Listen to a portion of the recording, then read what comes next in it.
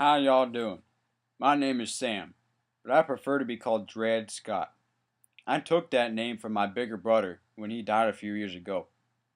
I was born in Virginia with my family, and my master tells me I was born in 1799. This is my story. People know me 'cause I was in court. I took my master, Mr. Emerson, to court for the first time in 1846.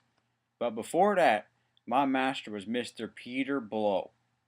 With Mr. Blow, I moved from Virginia to Alabama and then to St. Louis, Missouri. And then Mr. Blow died there in 1831.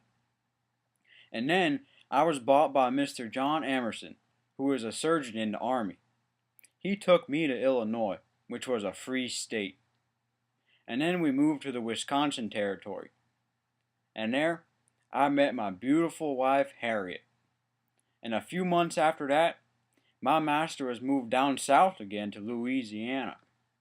And there, Mr. Emerson married his wife, Mrs. Sanford.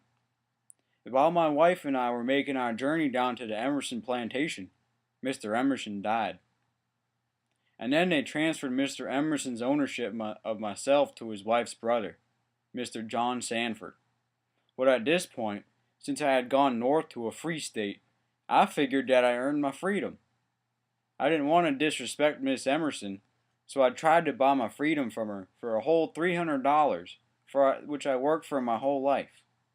But she didn't want my offer, so I took her to court in 1847. And at first, I lost my case, because I couldn't prove that she was my owner. But then, in the year 1850, the court in Missouri wanted to retry my case for some reason, and they said that me and my family were free now.